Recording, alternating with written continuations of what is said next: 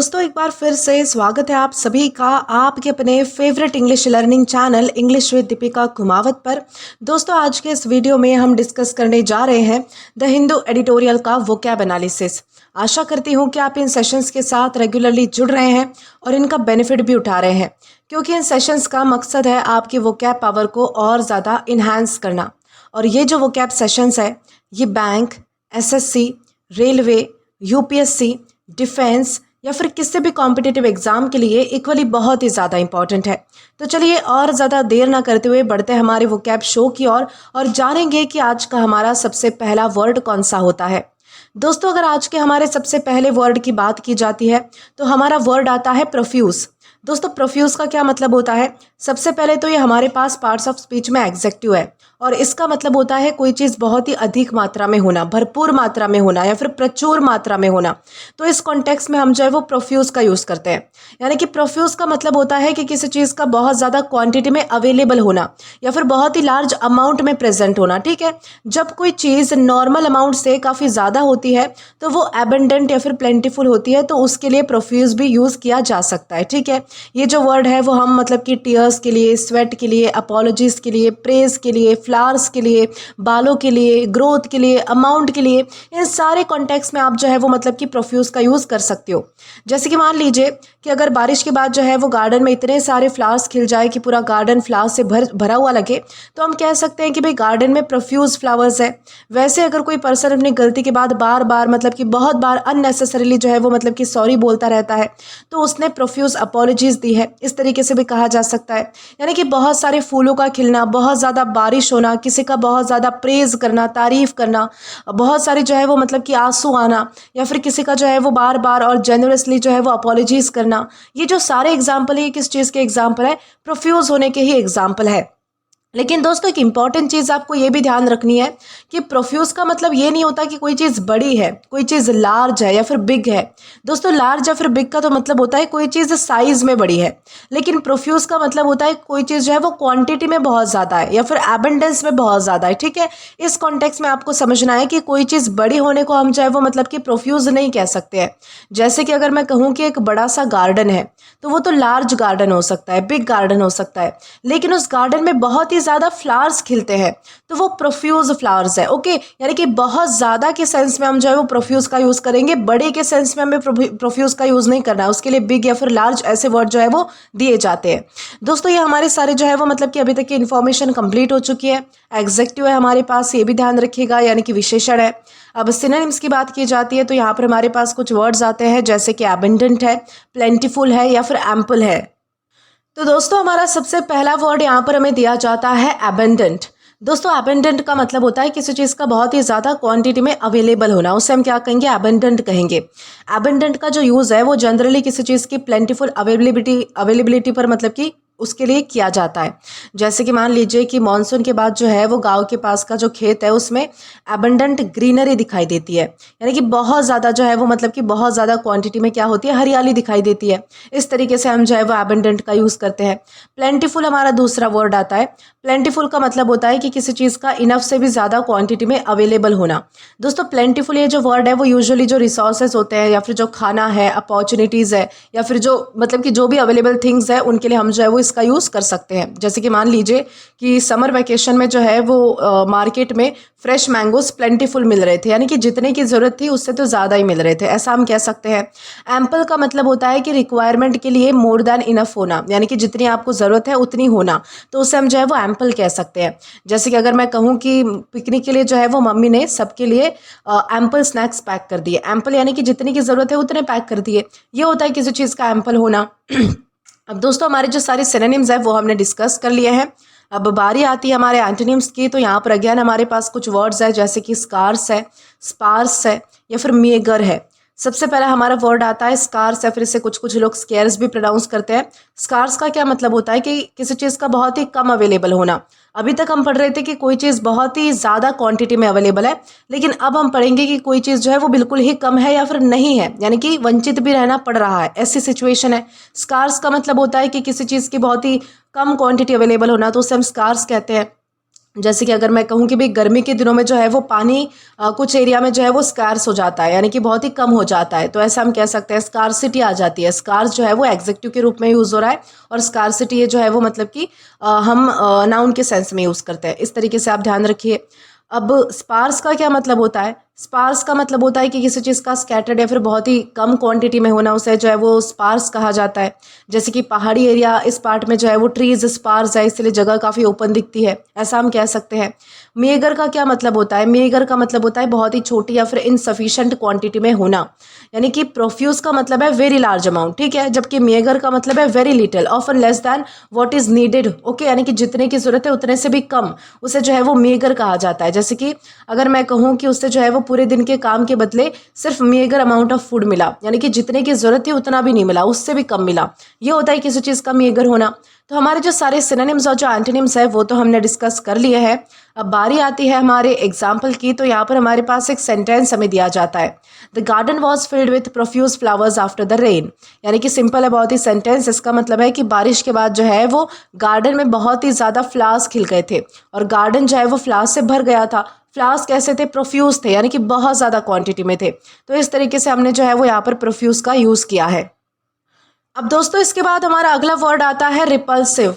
दोस्तों रिपल्सिव का क्या मतलब होता है? ये हमारे पास एग्जेक्टिव है और इसका मतलब होता है घृणित, यानी कि नफरत होना किसी चीज़ से, बहुत ही अप्रिय लगना आपको, घिनौना होना, या फिर एक तरीके से जिससे आपको बहुत ही तेज़ नापसंदगी हो या फिर बहुत ही नफरत महसूस हो जिस भी चीज़ से, तो उसे हम जो है वो मतलब कि उसके लिए हम रिपल्सिव का यूज़ कर सकते हैं। यानी कि रिपल्सिव का मतलब होता है कि किसी पर्सन, थिंग या फिर स्मेल, यानी कि जो कोई दुर्गंध है या कोई सुगंध है, बिहेवियर है, कोई सिचुएशन है, उनका इतना अनप्लेजेंट होना, इतना डिस्गस्टिंग होना कि उसे देखकर, सुनकर या फिर एक्सपीरियंस करके आपको जो है वो बहुत ही स्ट्रॉन्ग डिसलाइक या फिर डिस्गस्ट फील हो। ये चीज़ें आपको ध्यान रखनी है। ये जो वर्ड है वो तब यूज़ किया जाता है जब कोई चीज़ जो है वो सिर्फ बैड या फिर अनप्लेजेंट नहीं होती, बल्कि उसकी वजह से पर्सन नेचुरली दूर रहना चाहता है, ठीक है, या फिर उसे अवॉइड करना चाहता है। जब ऐसी कंडीशन आती है किसी चीज़ के बारे में आपकी, तो आप जो है वो रिपल्सिव का यूज़ करो, ठीक है, दूर रहने के सेंस में यूज़ करो। जैसे कि मान लीजिए कि अगर जो है वो किचन में कोई खाना है जो कि बहुत ही देर तक पड़ा रहने की वजह से ख़राब हो गया हो और उसे जो है वो मतलब कि उसमें से बहुत ही अनप्लेजेंट स्मेल आ रही है, तो वो स्मेल कैसी है? रिपल्सिव है, वो आपको पास नहीं आने देगी, आप जो है वो उससे दूर रहना चाहोगे। ये होता है रिपल्सिव, कि जिसके आप पास ना जाना चाहो या फिर आप जो है वो उसे अवॉइड करो या फिर दूर रहना चाहो, तो ऐसी चीज़ों को हम रिपल्सिव कहेंगे। वैसे अगर कोई पर्सन जानबूझकर किसी वीक स्टूडेंट को एम्बैरेस करता है तो उसका बिहेवियर भी रिपल्सिव कहा जा सकता है। ये चीज़ आपको ध्यान रखनी है। यानी कि बहुत ही बैड स्मेल जो पास जाने का मन ना करे, किसी डिस्गस्टिंग चीज़ को देखकर अनकंफर्टेबल फील होना, किसी क्रूअल या फिर एक्सट्रीमली अनप्लेजेंट बिहेवियर को देखना, कोई खाना जो इतना खराब हो चुका है कि उसे देखकर जो है वो आपका एपेटाइट ही चला जाए, यानी कि आपकी भूख ही मर जाए। तो ये जो सारे एग्जाम्पल, ये किस चीज़ के एग्जाम्पल है? रिपल्सिव होने के ही एग्जाम्पल है। लेकिन दोस्तों एक इंपॉर्टेंट चीज़ आपको ये भी क्लियर करनी है कि रिपल्सिव का मतलब सिर्फ अगली होना नहीं होता है, क्योंकि अगली का मतलब होता है जो देखने में अट्रैक्टिव नहीं होता, जो बदसूरत होता है, उसे हम अगली कहते हैं। लेकिन रिपल्सिव का मतलब होता है जो स्ट्रॉन्ग डिस्गस्ट या फिर इंटेंस डिसलाइक क्रिएट करता है, पैदा करता है, तो उसे हम जो है वो रिपल्सिव कहते हैं। जैसे कि मान लीजिए कि किसी ओल्ड वॉल का जो पेंट है वो खराब हो चुका है, तो ये अगली हो सकता है कि भाई दिखने में अच्छा नहीं दिख रहा, बदसूरत सा दिख रहा है, तो उसे हम अगली कहेंगे। लेकिन किसी जगह से अनबियरेबल बैड स्मेल आ रही है और उस स्मेल की वजह से वहां पर रुकने का आपका मन ही नहीं कर रहा है, तो ये जो है वो रिपल्सिव हो सकता है। वो स्मेल क्या कर रही है? आपको दूर भगा रही है, अपने पास नहीं आने दे रही। तो यानी कि रिपल्सिव में स्ट्रॉन्ग नेगेटिव रिएक्शन इंपॉर्टेंट होता है, ये चीज़ आपको ध्यान रखनी है। हमारे पास एग्जेक्टिव है, यानी कि विशेषण है। अब बारी आती है हमारे सिनोनिम्स की। तो यहाँ पर हमारे पास कुछ वर्ड्स है, जैसे कि डिस्गस्टिंग है, ऑफेंसिव है या फिर नॉसिएटिंग है। डिस्गस्टिंग का क्या मतलब होता है? जैसे कि डिस्गस्टिंग आपने बहुत ही बार सुना होगा, इसका मतलब होता है ऐसी चीज़ जो बहुत ही ज़्यादा अनप्लेजेंट लगती है या फिर आपको घिनौनी लगती है, उसे हम जो है वो मतलब कि डिस्गस्टिंग कह सकते हैं। दोस्तों ये जो डिस्गस्टिंग है और हमारा जो रिपल्सिव है ना, ये बहुत ही क्लोज सिनोनिम्स है, आपको बहुत ही अच्छे से समझना है इन्हें। जैसे कि मान लीजिए कि फ्रिज में जो है वो कई दिन से पड़ा हुआ जो खाना है वो इतनी गंदी स्मेल दे रहा है कि वो आपको अपने पास भी नहीं आने दे रहा और सबने जो है वो उसे तुरंत हटा दिया है। तो ये होता है किसी चीज़ का डिस्गस्टिंग होना, जो आपको अनप्लेजेंट लगती है, घिनौनी लगती है, जिससे आपको ऐसा फील आए ना कि कितनी घिनौनी चीज़ है, तो उसे आप जो है वो डिस्गस्टिंग कह सकते हो। ऑफेंसिव का क्या मतलब होता है? ऑफेंसिव का मतलब होता है ऐसा बिहेवियर, ऐसे कोई लैंग्वेज, ऐसा कोई एक्शन जो किसी को हर्ट करती है, किसी की इंसल्ट करती है, किसी को अपसेट करती है, तो उसके लिए हम जो है वो ऑफेंसिव का यूज़ कर सकते हैं। जैसे कि जहाँ तक हमने पढ़ा था कि भाई रिपल्सिव का मतलब होता है कि किसी को स्ट्रॉन्ग डिसगस्ट या फिर डिसलाइक पैदा करना किसी के मन में, जबकि ऑफेंसिव में हम पढ़ रहे हैं कि किसी की जो फीलिंग्स है, किसी की जो डिग्निटी है, बिलीव्स है, उनको हर्ट करने पर होता है इसका फोकस। ये चीज़ आपको ध्यान रखनी है। जैसे कि मान लीजिए कि किसी फ्रेंड के पर्सनल प्रॉब्लम का सबके सामने मजाक बनाना, ये ऑफेंसिव बिहेवियर हो सकता है। इससे क्या होगी, सामने वाले की बेइज्जती होगी, वो इंसल्ट हो जाएगा, वो अपसेट भी हो जाएगा, आपसे हर्ट भी होगा। तो ये होता है ऑफेंसिव होना, ठीक है। नॉसिएटिंग का क्या मतलब होता है? नॉसिएटिंग का मतलब होता है कि इतना अनप्लेजेंट होना कि उससे जो है वो नौसिया या फिर जो उल्टी जैसी फीलिंग होती है ना, नौसिया यानी कि एक तरीके से दम घुटने वाली फीलिंग या फिर एक तरीके से चक्कर आने वाली फीलिंग जो होती है, नौसिया ऐसे मतलब कि उल्टी करने का मन करता है, तो वैसी वाली जो फीलिंग आती है किसी चीज़ को देखकर, उसकी स्मेल लेकर, कुछ भी करके, तो उसे हम जो है वो नॉसिएटिंग कह सकते हैं, ठीक है।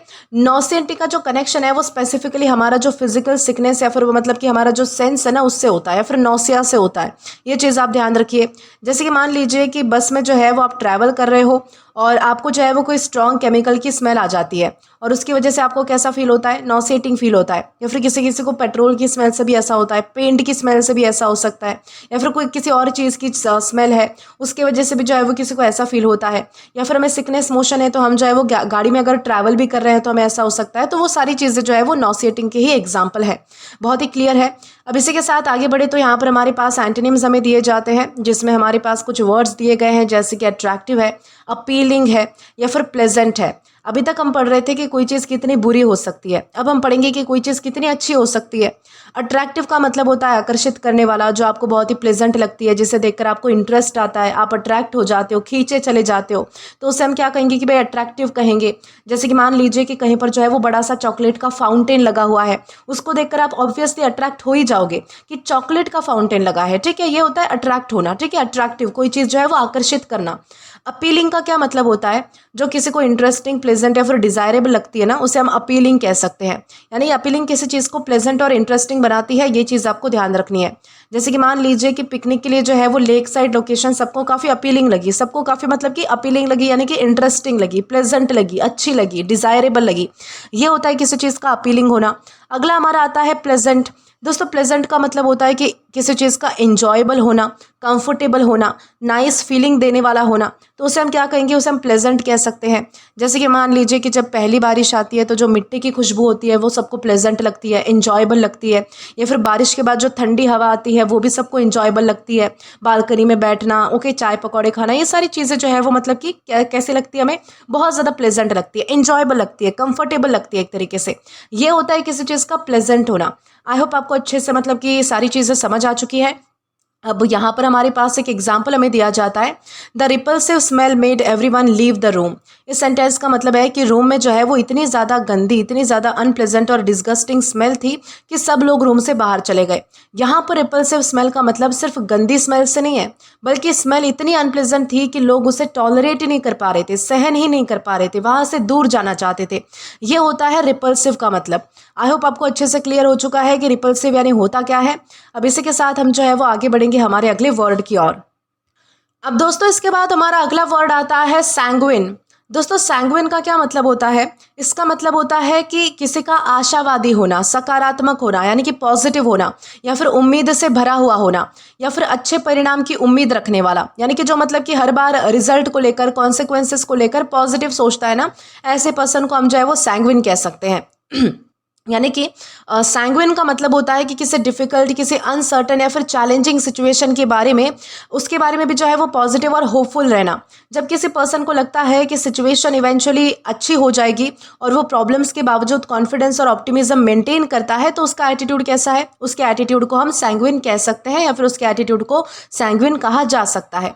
ये जो वर्ड है ना, ये अक्सर हम फ्यूचर के लिए यूज़ करते हैं, प्लान्स के लिए यूज़ कर सकते हैं, chances, result, recovery, situation, expectation, इन सारे ही कॉन्टेक्स्ट में हम जो है वो मतलब कि यूज इसका कर सकते हैं। अगर आप इन सारी चीज़ों को लेकर, इनके रिजल्ट को लेकर अगर आप जो है वो पॉजिटिव रहते हो तो, ठीक है। जैसे कि एग्जाम्पल से समझिए कि अगर एक स्टूडेंट का जो एग्ज़ाम है उसका एक्सपेक्टेड से जो है वो डिफ़िकल्ट हो गया एग्ज़ाम, यानी कि जैसे उसने उम्मीद की थी कि इस टाइप के क्वेश्चन आने चाहिए थे, लेकिन उससे थोड़ा डिफ़िकल्ट हो गया। लेकिन वो पेपर के बाद भी कामली कहता है कि भाई मैंने जो आता था मुझे वो अच्छे से मैंने अटेम्प्ट किया है, मुझे लगता है कि रिज़ल्ट मेरा ठीक ही रहेगा, यानी कि इतना कुछ खास फ़र्क नहीं पड़ने वाला।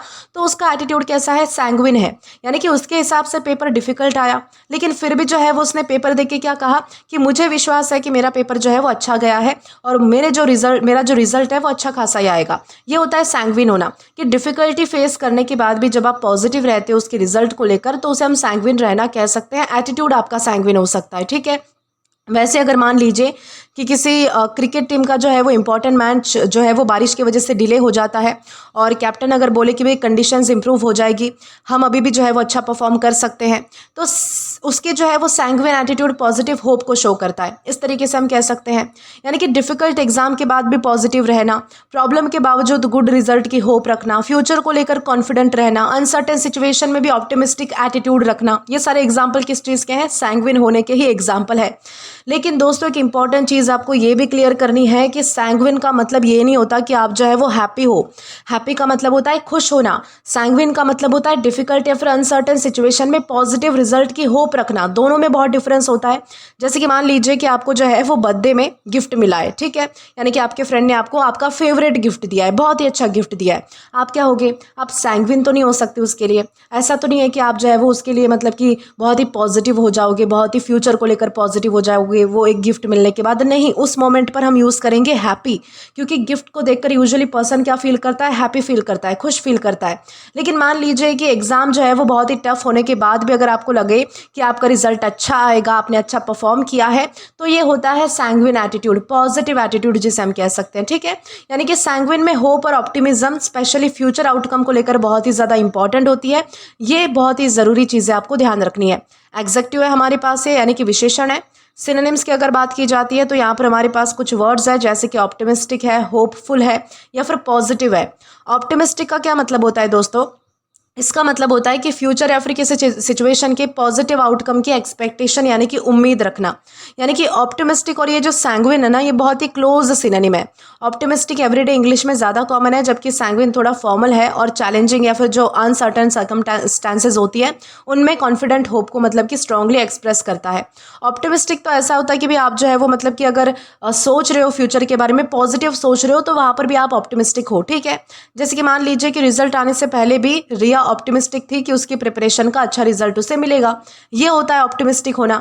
मान लीजिए कि आप जस्ट बैठे हो, आप ऐसे सपने सजा रहे हो कि मुझे जो है वो फ्यूचर में जॉब मिलेगी बहुत ही अच्छी, मैं 1,00,000-1,50,000 जो है वो महीने का कमा रही होंगी, या फिर मेरे पास जो है वो बहुत ज़्यादा पैसा होगा, गाड़ी होगी, मेरे पेरेंट्स अच्छे से कहीं पर मतलब कि मैं घुमा रही होंगी उन्हें।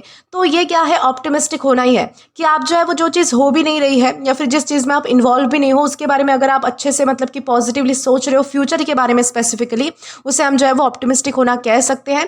लेकिन ये जो सैंग्विन है ये पॉजिटिव एटीट्यूड को दिखाता है हमारे, स्पेशली अगर कोई काम हम कर चुके हैं और अगर उसका रिजल्ट आना है, उसके कॉन्सिक्वेंसेज हमें अभी मिलने बाकी है, उसके बारे में अगर आप जो है वो पॉजिटिव सोच रहे हो तो तब आप सैंग्विन का यूज़ करो। और नॉर्मली जो चीज़ हुई नहीं है उसके बारे में अगर आप पॉजिटिव सोच रहे हो तो उसे आप ऑप्टिमिस्टिक कहो, ठीक है। इस तरीके से डिफ्रेंशिएट करते हुए भी चलना है। होपफुल हमारा दूसरा वर्ड आता है। इसका मतलब होता है कि किसी अच्छे रिजल्ट की उम्मीद रखना। होपफुल में जो है वो किसी पॉजिटिव आउटकम की हमें जो है वो उम्मीद होती है कि कुछ ना कुछ जो है वो मतलब कि पॉजिटिव होगा, उसे हम कहेंगे होपफुल होना। पॉजिटिव का तो मतलब आपको पता ही है कि भाई सकारात्मक होना, एक तरीके से किसी सिचुएशन को बहुत ही कंस्ट्रक्टिव या फिर होपफुल वे में देखना, उसे हम पॉजिटिव रहना कहते हैं। बहुत ही बेसिक वर्ड है। इसी के साथ हम एंटोनिम्स की ओर बढ़ेंगे तो यहाँ पर हमारे पास कुछ एंटोनिम्स यहाँ पर दिए गए हैं। पेसिमिस्टिक है, ग्लूमी है या फिर डेस्पॉन्डेंट है। अभी अभी हमने जो है वो सिनोनिम्स में ऑप्टिमिस्टिक पढ़ा था, उसका एग्जैक्ट अपोजिट होता है पेसिमिस्टिक। पेसिमिस्टिक का मतलब होता है कि किसी सिचुएशन के नेगेटिव आउटकम की एक्सपेक्टेशन रखना। जैसे कि जो भी मैंने आपको बताया था कि आप बैठे और ऐसे ही सोच रहे हो फ्यूचर के बारे में कि मेरे पास जो है वो गाड़ी होगी, जॉब होगी, सब कुछ होगी। अब आप जो है वो नेगेटिव सोच रहे हो मान लीजिए, यानी कि आपने कुछ किया नहीं है, कुछ हुआ नहीं है, लेकिन आप फिर भी जो है वो नेगेटिव सोच रहे हो कि यार मुझसे तो नहीं होगा, क्या मुझसे हो पाएगा, मुझे कहाँ जॉब मिलेगी, इतनी तो मेरे अंदर कैपेबिलिटी नहीं है। ये होती है आपकी पेसिमिस्टिक थिंकिंग, यानी कि पूरी तरीके से आपकी थिंकिंग डाइवर्ट हो चुकी है, ठीक है। उससे हम कहेंगे पेसिमिस्टिक। जैसे कि मान लीजिए कि मैच जो है वो शुरू होने वाला है और उससे ही पहले जो है वो मतलब कि एक लड़का बोल रहा है कि हमारी जो टीम है वो पक्की हार जाएगी। तो उसका एटीट्यूड कैसा है, पेसिमिस्टिक है। उसने ना ही तो खेला है, मतलब कि आधे बीच तक भी अगर वो बोलता कुछ कॉन्सिक्वेंसेस देख के, तो यार मुझे ऐसा लग रहा है कि मेरी टीम हार जाएगी या फिर हमारी टीम हार जाएगी, तो तब भी समझा जा सकता था। लेकिन मैच अभी तक शुरू भी नहीं हुआ और उसने जो है वो अज्यूम करना भी शुरू कर दिया कि हमारी जो टीम है वो पक्का हार जाएगी। ये होता है फ्यूचर को लेकर नेगेटिव होना, उसे हम कहेंगे पेसिमिस्टिक। बहुत ही सिंपल वर्ड था।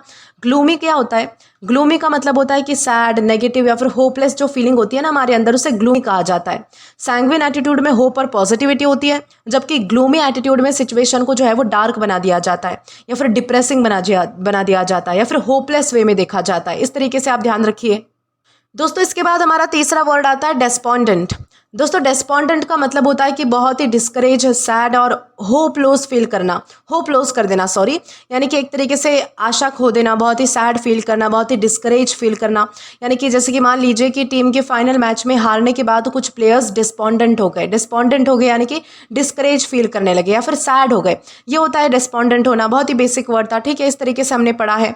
अब दोस्तों हमारे जो सारे सिनोनिम्स और जो एंटोनिम्स है वो तो हमने डिस्कस कर लिए हैं। अब बारी आती है हमारे एग्जाम्पल की। तो यहाँ पर हमारे पास एक सेंटेंस हमें दिया जाता है, she remain sanguine about her chances of winning the competition. इस सेंटेंस का मतलब क्या है कि कॉम्पिटिशन जीतने की सिचुएशन अनसर्टन होने के बावजूद भी वो पॉजिटिव और होपफुल रही, यानी कि उसे कॉन्फिडेंस था कि उसका जीतने का मतलब कि उसके जीतने के जो चांसेस है वो अच्छे खासे हैं, यानी कि वो जीत सकती है। तो यहाँ पर सैंग्विन का मतलब सिर्फ खुश होना नहीं है, यानी कि ये नहीं बताया जा रहा कि वो लड़की जो है वो खुश थी, बल्कि ये बताया जा रहा है कि वो फ्यूचर के रिजल्ट को लेकर कितनी ज्यादा पॉजिटिव थी, यानी कि उसने ये भी सोच रखा था कि शायद मैं भी जीत जाऊंगी। ये होता है यानी कि एक तरीके से सैंग्विन होना। इस तरीके से आप ध्यान रखिएगा कि सैंग्विन यानी क्या है और कैसे हम इसका अलग अलग सेंटेंसेस में यूज कर पाएंगे। तो चलिए इसी के साथ आगे बढ़ते हैं, देखते हैं हमारे अगले वर्ड को। अब दोस्तों इसके बाद हमारा अगला वर्ड आता है टेनेट। दोस्तों टेनेट का क्या मतलब होता है? इसका मतलब होता है सिद्धांत, हमारी जो मान्यता होती है, हमारे जो मूल विचार होते हैं, विश्वास का जो मुख्य नियम होता है, उसे हम जो है वो टेनेट कह सकते हैं। अब ऐसा ये जो मतलब कि बहुत ही शुद्ध हिंदी वाले वर्ड है, तो इन्हें जो है वो देखकर थोड़ा कंफ्यूज हो जाओगे आप। तो अब आइए कि हम डिटेल में समझते हैं कि टेनेट का मतलब क्या होता है। दोस्तों टेनेट का मतलब होता है कि कोई जो बिलीफ है, फिलॉसफी है, रिलीजन है, सिस्टम है, ग्रुप है, अ वे ऑफ थिंकिंग का जो एक इंपॉर्टेंट प्रिंसिपल या फिर जो हमारी बेसिक बिलीफ होती है, जो हमारी धारणाएं होती है किसी चीज़ को लेकर, जैसे उस मतलब कि सिस्टम के जो फॉलोअर्स है जिसे उसे इंपॉर्टेंट मानते हैं उन सारी चीज़ों को, तो उन्हें जो है वो टेनेट कहा जा सकता है। सिंपल वर्ड्स में टेनेट किसी आइडियोलॉजी या फिर बिलीफ सिस्टम का मेन रूल या फिर बेसिक बिलीफ होता है, ठीक है। ये ज़रूरी नहीं है कि वो कोई रिटर्न रूल हो या फिर एक ऐसा फंडामेंटल आइडिया भी हो सकता है जिसके अकॉर्डिंग जो है वो लोग अपनी थिंकिंग या फिर बिहेवियर को गाइड करते हैं। जैसे कि एग्जाम्पल से समझेंगे ना तब आप इससे क्लियर कर पाओगे कि टेनेट यानी है क्या। जैसे कि मान लीजिए कि अगर किसी फैमिली का बेसिक मतलब कि बिलीफ है, ऐसी कोई फैमिली मानती है कि हमेशा सच बोलना चाहिए, चाहे सिचुएशन डिफिकल्टी क्यों ना हो, चाहे आप मरने ही वाले क्यों ना हो, आपको सच बोलकर ही जाना चाहिए। तो ऑनेस्टी उस फैमिली के लिए क्या है? इंपॉर्टेंट टेनेट्स है, ठीक है, यानी कि सिद्धांत है। सिद्धांत आप समझ गए होंगे अब मैं किस चीज़ के बारे में बात कर रही हूँ। यानी कि ये जो सारी चीज़ें हैं ना कि हमेशा सच बोलनी चाहिए चाहे सिचुएशन कैसी भी हो, तो ये जो है वो मतलब कि उनका सिद्धांत है, उनकी मान्यता है, उनका मूल विचार है घर का, या फिर विश्वास का मुख्य यानी कि नियम है। इस तरीके से आप समझ पाओगे। अब हमारे जो सारे मीनिंग्स हमने जो ऊपर पढ़े थे ना वो हमें अच्छे से ध्यान आएंगे। वैसे अगर मान लीजिए कि एक स्पोर्ट्स टीम है, उनका एक बेसिक प्रिंसिपल है कि हर प्लेयर को जो है वो रिस्पेक्ट देनी चाहिए, चाहे वो टीम में सीनियर हो या फिर न्यू प्लेयर हो, जूनियर हो, किसी भी तरीके का हो। तो इक्वालिटी और रिस्पेक्ट उस टीम के इंपॉर्टेंट टेनेट्स हो सकते हैं, इंपॉर्टेंट जो है वो सिद्धांत हो सकते हैं। इस तरीके से यानी कि किसी फिलॉसफी का बेसिक प्रिंसिपल, किसी रिलीजन की इंपॉर्टेंट बिलीफ, किसी ग्रुप के फंडामेंटल वैल्यूज, किसी सिस्टम के मेन गाइडिंग प्रिंसिपल्स, ये सारे जो एग्जाम्पल है ये किस चीज़ के एग्जाम्पल है? टेनेट्स के ही एग्जाम्पल है। लेकिन दोस्तों एक इंपॉर्टेंट चीज़ आपको ये भी ध्यान रखनी है कि टेनेट को आपको जो है वो रूल से कंफ्यूज नहीं करना है। टेनेट का मतलब सिर्फ रूल नहीं होता है। टेनेट का मतलब ये नहीं है कि कोई नियम है, ठीक है। रूल क्या होता है? रूल का मतलब ये होता है कि आपको जहाँ बताया जाता है कि आपको क्या करना चाहिए या फिर क्या नहीं करना चाहिए, इसका स्पेसिफिक इंस्ट्रक्शन आपको दिया जाता है। लेकिन टेनेट का मतलब होता है कि किसी बिलीफ सिस्टम या फिर फिलॉसफी का फंडामेंटल प्रिंसिपल या फिर बिलीफ। जैसे कि मान लीजिए कि आपको जो है वो मतलब कि आपके स्कूल में एक रूल है कि आप स्कूल में जो है वो मतलब कि फ़ोन यूज़ नहीं कर सकते, तो ये तो एक मतलब कि नियम हो गया, ये होता है रूल। लेकिन हर स्टूडेंट को दूसरों के ओपिनियंस का रिस्पेक्ट करना चाहिए, ये एक टेनेट है ये एक सिद्धांत है। सिद्धांत में और नियम में बहुत डिफरेंस होता है, ये चीज़ आपको मतलब कि ध्यान रखनी है। यानी कि जो रूल होता है वो हमारे बिहेवियर को कंट्रोल करता है, जबकि जो टेनेट है वो किसी बिलीफ या फिर प्रिंसिपल को रिप्रेजेंट करता है। यानी कि जो मतलब कि सिद्धांत होते हैं, हमारी जो मान्यता होती है उनको रिप्रेजेंट करता है। ये इंपॉर्टेंट चीज़ें आपको ध्यान रखनी है। नाउन है हमारे पास है। अब सिनोनिम्स की बारी आती है तो यहाँ पर हमारे पास कुछ वर्ड्स है जैसे कि प्रिंसिपल है, डॉक्ट्रिन है या फिर प्रिसेप्ट है। तो दोस्तों सबसे पहला हमारा वर्ड आता है प्रिंसिपल। प्रिंसिपल का क्या मतलब होता है? कोई बेसिक रूल, कोई बेसिक बिलीफ या फिर जो मॉरल आइडिया है जो किसी के बिहेवियर या फिर डिसीजंस को गाइड करता है, तो उसे हम जो है वो प्रिंसिपल कह सकते हैं। जैसे कि अगर मैं कहूँ कि दूसरों से वैसे ही बिहेव करो जैसे तुम चाहते हो कि वो तुम्हारे साथ बिहेव करे, तो ये एक इंपॉर्टेंट प्रिंसिपल हो सकता है कि जैसे कोई पर्सन अपनी डेली लाइफ में फॉलो करता है। ठीक है, ये होता है प्रिंसिपल। डॉक्ट्रिन का क्या मतलब होता है? इसका मतलब होता है कि किसी रिलीजन, किसी ऑर्गेनाइजेशन या फिर बिलीफ सिस्टम के ऑफिशियली एक्सेप्टेड बिलीफ्स या फिर टीचिंग का एक सेट होना, उसे हम चाहे वो मतलब कि डॉक्ट्रिन कहेंगे। ये जो डॉक्ट्रिन है वो यूजुअली मल्टीपल बिलीफ्स या फिर जो टीचिंग्स है उनका एक कंप्लीट सिस्टम होता है। जैसे कि मान लीजिए कि एक स्पिरिचुअल ग्रुप है, उसके जो फॉलोअर्स है वो कुछ स्पेसिफिक टीचिंग्स को रेगुलरली फॉलो करते हैं। उन टीचिंग्स का ओवरऑल सिस्टम उस ग्रुप की डॉक्ट्रिन हो सकता है। इस तरीके से आपको समझना है कि डॉक्ट्रिन यानी क्या है। प्रिसेप्ट यानी क्या होता है? प्रिसेप्ट का मतलब होता है एक मॉरल या फिर प्रैक्टिकल गाइडलाइन जो बताती है कि किस सिचुएशन में किस तरीके से बिहेव करना चाहिए। ठीक है, जैसे कि अगर मैं कहूँ कि हमेशा ज़रूरतमंदों की हेल्प करो, तो ये किसी फैमिली का जो है वो इंपॉर्टेंट प्रिसेप्ट हो सकता है, एक तरीके से सिद्धांत हो सकता है। तो प्रिसेप्ट और ये जो हमारा मेन वर्ड है कि किसी चीज़ का टेनेट होना, ये काफ़ी लगभग यानी कि सेम है। ठीक है, इस तरीके से आप ध्यान रखिएगा। अब इसी के साथ आगे बढ़े तो यहाँ पर हमारे पास एंटोनिम्स हमें दिए जाते हैं, जहाँ पर कुछ बेसिक वर्ड्स है जैसे कि डिसबिलीफ है, डाउट है या फिर रिजेक्शन है। दोस्तों डिसबिलीफ का मतलब होता है कि किसी बात को ट्रू या फिर बिलीवेबल यानी कि मानने योग्य ना मानना, तो उसे हम क्या कहेंगे? डिसबिलीफ हम उसे कह सकते हैं। जैसे कि मान लीजिए कि जब मैजिशियन ने इम्पॉसिबल लुकिंग ट्रिक परफॉर्म की, तो कुछ लोगों ने पहले उसी ट्रिक को क्या किया, यानी कि डिसबिलीव किया, उसे नहीं माना कि ये कैसा हो सकता है।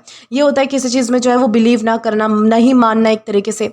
डाउट का मतलब होता है किसी चीज़ के ऊपर शंका लेना, शक लेना, बेसिकली शक करना, तो उसे हम जो है वो मतलब कि डाउट कह सकते हैं। रिजेक्शन का मतलब होता है कि एक्सेप्ट करने से मना कर देना, वो होता है रिजेक्शन। इस तरीके से जो है वो मतलब कि प्रपोजल्स रिजेक्ट किए जाते हैं तो उन्हें हम जो है वो रिजेक्शन कहेंगे। तो हमारे जो सारे सिनोनिम्स और जो एंटोनिम्स है वो हमने डिस्कस कर लिए हैं। अब बारी आती है हमारे एग्जाम्पल की। तो यहाँ पर हमारे पास एक सेंटेंस हमें दिया जाता है, respect for others is a की टेनेट ऑफ देयर कम्युनिटी। इस सेंटेंस का मतलब है कि दूसरों को रिस्पेक्ट देना उनकी कम्युनिटी का एक इंपॉर्टेंट बेसिक प्रिंसिपल है। यहाँ पर टेनेट का मतलब सिंपल रूल नहीं है, कोई नियम नहीं है, बल्कि एक ऐसा फंडामेंटल बिलीफ है जो जिसे मतलब कि कम्युनिटी के जो मेंबर्स है वो इंपॉर्टेंट मानते हैं और अपने बिहेवियर में मतलब कि फॉलो करते हैं। इस तरीके से आपको समझना है कि टेनेट यानी होता क्या है। अब दोस्तों इसी के साथ हम जो है वो आगे बढ़ेंगे हमारे अगले वर्ड की ओर। तो दोस्तों इसके बाद हमारा अगला वर्ड आता है वैनिटी। दोस्तों वैनिटी का मतलब होता है घमंड होना या फिर अपने रूप या फिर आपके अंदर जो भी क्वालिटीज़ है, अगर आप उनको लेकर जो है वो बहुत ज़्यादा मतलब कि गर्व करते हो अपने आप पर, यानी कि घमंड में रहते हो, अहंकार करते हो, तो उसे हम जो है वो वैनिटी कह सकते हैं। यानी कि दिखावे की चाह होना किसी व्यक्ति में, वो होती है वैनिटी। यानी कि वैनिटी का मतलब होता है कि अपने अपीयरेंस को लेकर, अपनी क्वालिटीज़ को लेकर, आपने जो लाइफ में अचीव किया है उस चीज़ों को लेकर या फिर इंपॉर्टेंस को लेकर जो है वो बहुत ज़्यादा प्राइड फील करना, यानी कि घमंड फील करना, या फिर बार बार दूसरों से एडमायरेशन या फिर अटेंशन चाहना। यानी कि एक तरीके से आपके अंदर ये फीलिंग होती है कि भाई मैंने इतना कुछ कर रखा है, मैं इतना ज़्यादा सुंदर दिखता हूँ, इतना ज़्यादा अच्छा दिखता हूँ, मेरे जो है वो रहने सहने की जो स्टाइल है वो कितनी ज़्यादा अच्छी है बाकियों से, या फिर मेरे अंदर कुछ खास क्वालिटीज़ है बाकियों से, या फिर मैंने इतना ज़्यादा अचीव कर रखा है मेरी लाइफ में, तो मुझे जो है वो लोगों को प्रेज़ करना चाहिए, मेरे बारे में तारीफ होनी चाहिए लोगों के द्वारा, या फिर मुझे जो है वो ज़्यादा अटेंशन मिलना चाहिए, ज़्यादा एडमायरेशन मिलना चाहिए। ऐसी जब फीलिंग आपके अंदर आती है ना, तो आप एक तरीके से वैनिटी में होते हो, ऐसा हम कह सकते हैं। यानी कि जब कोई पर्सन अपने लुक्स के बेसिस पर, अपने कपड़ों के बेसिस पर, अपने टैलेंट के बेसिस पर, या फिर मतलब कि अपनी पॉपुलैरिटी को लेकर, अपनी अचीवमेंट को लेकर इतना सेल्फ फोकस हो जाता है कि उसे जो है वो कंटिन्यूसली यानी कि बार बार जो है वो तारीफ और अटेंशन चाहिए होती है, तो उस बिहेवियर को क्या कहेंगे? वैनिटी हम उसे कह सकते हैं। ठीक है, जैसे कि मान लीजिए कि अगर कोई पर्सन है जो कि हर बार सेल्फी लेने के बाद सिर्फ इसलिए फोटो पोस्ट करता है कि लोग उसके अपीयरेंस की तारीफ करें, तो अगर प्रेज ना मिले तो वो अपसेट हो जाएगा। तो ये वैनिटी शो कर सकता है कि वो कितना ज़्यादा जो है वो एक तरीके से दिखावे की चाह रखता है इस सेंस में। वैसे अगर कोई स्टूडेंट है जो कि अपनी अचीवमेंट के बारे में हर कॉन्वर्जेशन में बार बार बताता है कि भाई मैंने इतने मेडल्स जीते हैं स्कूल में, या फिर मैंने ये किया है, मैंने वो किया है, और दूसरों की जो अचीवमेंट्स है उनको इंपॉर्टेंस नहीं देता, तो वो उसके बिहेवियर में जो है वो वैनिटी हो सकती है, इस तरीके से हम कह सकते हैं। यानी कि अपनी जो है वो अपीयरेंस पे ज़रूरत से ज़्यादा घमंड दिखाना, हर वक्त कॉम्प्लीमेंट्स की एक्सपेक्टेशन रखना कि लोग मेरी ही तारीफ करनी चाहिए लोगों ने, या फिर अपनी अचीवमेंट्स को बार बार शो ऑफ करना, अटेंशन और एडमायरेशन के लिए ओवरली कंसर्न रहना, ये जो सारी चीज़ें हैं ये किस चीज़ की मतलब कि बारे में बताते हैं, ये वैनिटी के बारे में ही बताते हैं। लेकिन दोस्तों एक इंपॉर्टेंट चीज़ आपको ये भी ध्यान रखनी है कि वैनिटी का जो मतलब है वो सेल्फ कॉन्फिडेंस नहीं होता है। सेल्फ कॉन्फिडेंस हमें किसे कहेंगे? सेल्फ कॉन्फिडेंस वो होता है जो अपनी एबिलिटीज़ पर हेल्दी बिलीफ रखता है, ठीक है, ये होता है सेल्फ कॉन्फिडेंस। यानी कि जैसे जो है वो अपने गुणों पर बिलीफ है कि भाई मैं ये कर सकता हूँ, मेरे अंदर ये ताकत है, ठीक है, इस तरीके से। लेकिन वैनिटी ये होती है कि भाई आप अपने लुक्स के बेसिस पर, अपनी क्वालिटीज़ के बेसिस पर, अचीवमेंट्स को लेकर बहुत ज़्यादा एक्सेसिव प्राइड रखते हो, या फिर एडमायरेशन की स्ट्रॉन्ग डिज़ायर आपके मन में होती है। तो डिफरेंस होता है सेल्फ कॉन्फिडेंस में और वैनिटी में। जैसे कि मान लीजिए कि एग्जाम में अच्छे मार्क्स आने पर आप जो है वो खुद प्राउड फील कर रहे हो, यानी कि बहुत अच्छा फील कर रहे हो, आपको गर्व महसूस हो रहा है, तो ये तो सेल्फ कॉन्फिडेंस है, ये हेल्दी प्राइड है, ठीक है, इस तरीके से पॉजिटिव वे में इसका यूज़ करेंगे। लेकिन हर किसी को बार बार अपने मार्क्स बताना और एक्सपेक्ट करना कि सब उसकी तारीफ करे, सबको नीचा दिखाना, ये वैनिटी हो सकती है, क्योंकि आप यहाँ पर जो है वो एक तरीके से घमंड दिखाने की कोशिश कर रहे हो या फिर दिखावा करने की कोशिश कर रहे हो। तो वैनिटी में और सेल्फ कॉन्फिडेंस होने में बहुत ज़्यादा डिफरेंस होता है, ज़मीन आसमान का फ़र्क होता है, जो कि आपको समझकर चलना है, ठीक है। हमारे पास नाउन है ये। अब सिनोनिम्स की बारी आती है, तो यहाँ पर हमारे पास कुछ वर्ड्स है, जैसे कि यहाँ पर कंसीट है, एगोटिज्म है, या फिर एरोगेंस है। कंसीट का मतलब होता है कि अपनी एबिलिटीज़, अपनी क्वालिटीज़ या फिर अपनी इंपॉर्टेंस को लेकर एक्सेसिव प्राइड या फिर हाई ओपिनियन रखना, उसे हम चाहे वो मतलब कि कंसीट कह सकते हैं। दोस्तों ये जो वर्ड है कंसीट, ये ज़्यादा अपनी एबिलिटीज़ या फिर क्वालिटीज़ को सुपीरियर समझने पर ज़्यादा फोकस करता है। यानी कि मैं सबसे बड़ा और बाकी सबसे छोटे, यानी कि मैं सबसे सुपीरियर और बाकी सब इन्फीरियर, मेरे सामने कोई कुछ भी नहीं, ऐसी जब फीलिंग आपके मन में होती है तो वो होती है कंसीट, ठीक है, इस तरीके से। जैसे कि मान लीजिए कि आरव नाम का कोई लड़का है जो कि हर गेम में जो है वो थोड़ा अच्छा परफॉर्म करने के बाद खुद को सबसे ज़्यादा टैलेंटेड प्लेयर समझने लगता है। उसे लगता है कि भाई मेरे से अच्छा कोई खेल ही नहीं सकता, अब ये जो बाकी प्लेयर्स हैं ये तो सारे फुद्दू हैं। ये होता है कंसीट एक तरीके से, ठीक है। ईगोटिज्म का क्या मतलब होता है? ईगोटिज्म का मतलब होता है कि अपने इंपॉर्टेंस, अपने अचीवमेंट या फिर ओपिनियंस के बारे में बहुत ज़्यादा बातें करना, खुद को सेंटर ऑफ अटेंशन समझना। यानी कि आप जो है वो अपने ही बारे में बातें करते रहते हो, अपने ही बारे में लोगों को बताते रहते हो, अपने ही बारे में खुद तारीफ करते हो, ओके, तो उसे हम कहेंगे ईगोटिज्म। जैसे कि मान लीजिए कि ग्रुप डिस्कशन में कबीर नाम का जो लड़का है वो बार बार अपने अचीवमेंट की बात करता है और किसी और को जो है वो बोलने का चांस ही नहीं देता। उसे लगता है कि भाई सब मेरे बारे में ही बात करो, या फिर मैं जो बोल रहा हूँ उसकी एटलीस्ट तारीफ तो करो। ये होता है ईगोटिज्म, सेल्फ सेंटर्ड होना, खुद का ही सोचना, उसे हम कहेंगे ईगोटिज्म, ठीक है। एरोगेंस का मतलब होता है कि खुद को दूसरों से बेटर या फिर मोर इंपॉर्टेंट समझना और उनके साथ जो है वो एक तरीके से बढ़ चढ़कर एटीट्यूड दिखाना, सुपीरियर एटीट्यूड रखना उनके साथ, उसे हम जो है वो एरोगेंस कह सकते हैं, ठीक है। यानी कि एरोगेंस में दूसरों को नीचा समझना एक मतलब कि भाव होता है नीचे समझने का, और खुद को जो है वो बहुत ज़्यादा ऊपर समझने का भाव होता है कि यानी कि आप सुपीरियर, बाकी सब इन्फीरियर, जैसे कि मैंने आपको जो है वो मतलब कि कंसीट में भी बताया था। इस तरीके से ये होता है एरोगेंस, घमंड ही समझ लीजिए, जैसे कि बेसिक थिंग। तो हमारे ये जो सारे सिनोनिम्स है वो तो हमने डिस्कस कर लिए हैं। अब बारी आती है हमारे एंटोनिम्स की। तो यहाँ पर हमारे पास कुछ वर्ड्स हमें दिए जाते हैं, जैसे कि ह्यूमिलिटी है, मॉडेस्टी है, या फिर सेल्फलेसनेस है। ह्यूमिलिटी का क्या मतलब होता है कि अपनी क्वालिटीज़ या फिर अपने अचीवमेंट्स हैं उनको लेकर मॉडेस्ट रहना, खुद को दूसरों से सुपीरियर ना समझना, ठीक है, बराबर समझना, ना तुम ज़्यादा ना मैं ज़्यादा, दोनों बराबर, इस तरीके से ये होती है ह्यूमिलिटी। जैसे कि अगर मैं कहूँ कि कंपटीशन जीतने के बाद मीरा ने अपनी सक्सेस का जो क्रेडिट है वो पूरे टीम को दिया, ऐसे नहीं कि पूरा क्रेडिट खुद ही खा गई, तो ये होता है ह्यूमिलिटी होना, एक तरीके से सौहार्द की भावना होना दूसरों के प्रति, यानी कि दूसरों की भी बातें मानना, दूसरों को भी कंसिडर करना, सिर्फ खुद को ही जो है वो बड़ा चढ़ा कर ना दिखाना, तो उसे हम जो है वो ह्यूमिलिटी कहेंगे। मॉडेस्टी का क्या मतलब होता है कि अपनी एबिलिटीज़, अपनी अपीयरेंस या फिर अपने जो अचीवमेंट है उनको मतलब कि बिना ज़रूरत के शो ऑफ ना करना, सॉरी, उसे हम मॉडेस्टी कहते हैं। जैसे कि अगर मैं कहूँ कि बहुत ही अच्छा परफॉर्म करने के बाद भी रोहन ने जो है वो अपने अचीवमेंट के बारे में बार बार बातें नहीं की, ये उसकी मॉडेस्टी है। यानी कि ऐसा नहीं है कि सबको जो है वो ढिंडोरा पीट पीट के बता दिया कि मैंने ये जीता, मैंने वो जीता, आप जीत नहीं सकते, ऐसा है वैसा है। ये होता है मॉडेस्टी, कि आप जो है वो मतलब कि लिमिट में रहे, आपने जो है वो किसी को बताया नहीं, ओके, इस तरीके से।